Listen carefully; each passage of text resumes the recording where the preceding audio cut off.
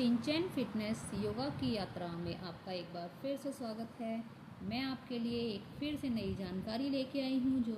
जो जानकारी है वो बौद्ध और योगा यानी कि कभी बौद्ध भगवान ने भी योगा किया था, इसके ऊपर हम थोड़ा सा प्रकाश डालेंगे। उससे पहले मैं बुद्ध पूर्णिमा के ऊपर कुछ बताऊंगी कि वो क्यों मनाई जाती है, कब मनाई जाती है। इसलिए तो 12 मई 2025 यानी कि आज है बुद्ध पूर्णिमा। हम बुद्ध पूर्णिमा मनाते क्यों हैं? हम बुद्ध पूर्णिमा इसलिए मनाते हैं जिस दिन सिद्धार्थ गौतम का दूसरा नाम बौद्ध था, यानी कि जिस दिन सिद्धार्थ गौतम ने जन्म लिया उस दिन भी पूर्णिमा थी। जिस दिन सिद्धार्थ गौतम ने दीक्षा लेने गए उस दिन भी बुद्ध पूर्णिमा थी। जिस दिन सिद्धार्थ गौतम को दीक्षा की या शिक्षा की ज्ञान की प्राप्ति हुई उस दिन भी बुद्ध पूर्णिमा थी। और जिस दिन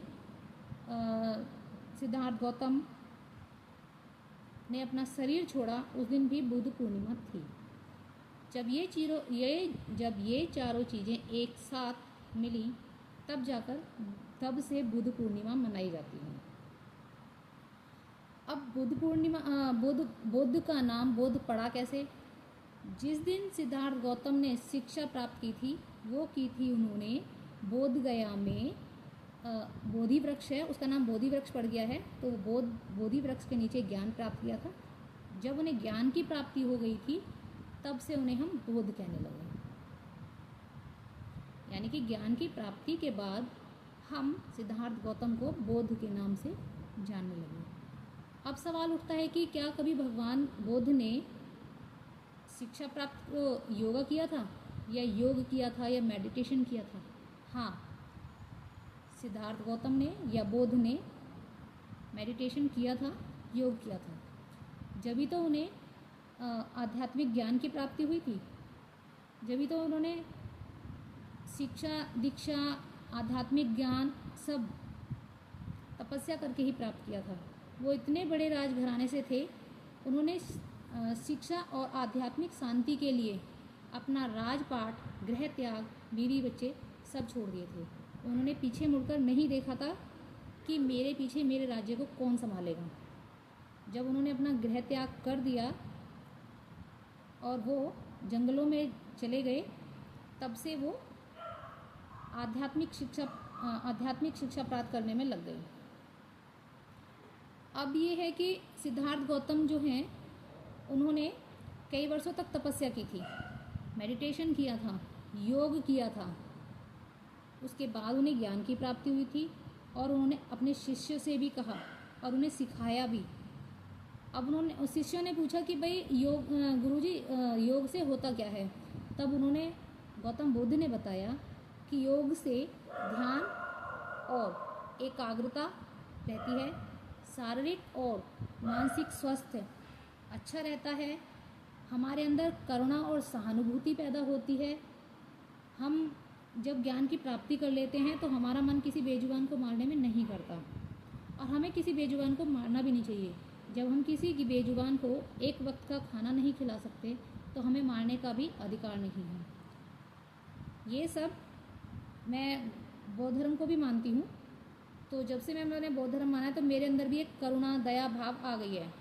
तो मैं भी मेडिटेशन करती हूँ थोड़ा बहुत। लोग आज भी मेडिटेशन करते हैं, योग करते हैं और उसमें मतलब बहुत सी ऐसी चीज़ें हैं जो करनी चाहिए योग में या योगा में। आप योग कह लो, योगा कह लो, मेडिटेशन कह लो, सब एक ही है। लेकिन हाँ, हमें योगा, मेडिटेशन, योग अपने समय रहते अपना लेना चाहिए, क्योंकि समय का कभी कोई भरोसा नहीं। तो जब हम स्वस्थ रहेंगे तो हम अच्छे रहेंगे और हम स्वस्थ जब ही रहेंगे जब हम योग को अपनाएंगे, जब हम योगा करेंगे। दूसरा, सिद्धार्थ गौतम ने, भगवान बुद्ध ने कौन कौन से योग अपनाए या कौन कौन सी मेडिटेशन की या कौन कौन से आसनों को ग्रहण किया? तो सिद्धार्थ गौतम ने जैसे प्राणायाम किया, सूर्य नमस्कार किया। सूर्य नमस्कार हर कोई कर सकता है, ये ज़रूरी नहीं है कि बौद्ध धर्म वाला ही करे या बौद्ध धर्म वाला ना करे। सूर्य जो है वो एक प्राकृतिक है। हम सब सूर्य को मानते हैं, बौद्ध धर्म वाला भी मानता है, हिंदू धर्म वाला भी मानता है, और कोई भी मान सकता है। तो सूर्य नमस्कार तो हर इंसान को सुबह सुबह ज़रूर करना चाहिए। उससे हमें, जब हम सूर्य के सामने खड़े होते हैं ना, तो जो सूर्य की एनर्जी होती है वो हमारे शरीर में प्रवेश करती है। जब हम उसको नमस्कार करते हैं सूर्य को, तो एक मतलब बड़ी डेली हम अगर करेंगे ना, तो देखना आप अपने अंदर कि हमारे शरीर में एक एनर्जी उत्पन्न होती है। तो योगाभ्यास करने के बाद उन्होंने मन की शांति प्राप्त की, शरीर को नियंत्रण में किया।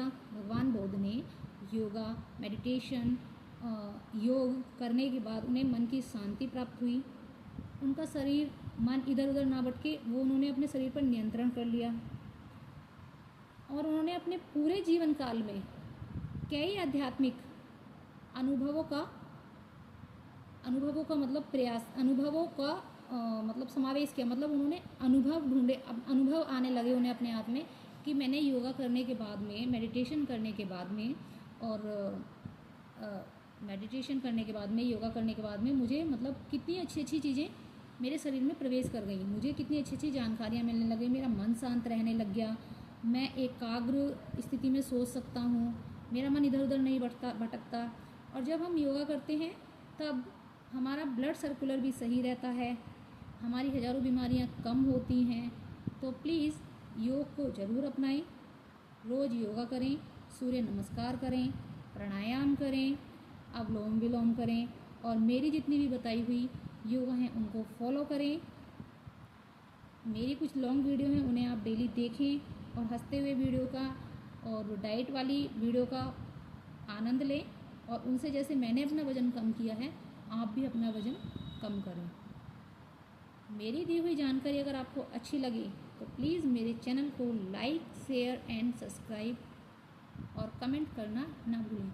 मेरी वीडियो थोड़ी लंबी होती है, लेकिन एक जानकारी होती है कहीं ना कहीं, कुछ ना कुछ। तो प्लीज़ मेरी वीडियो को स्किप करके ना देखें। चलो मिलते हैं नई वीडियो के साथ में। Bye bye.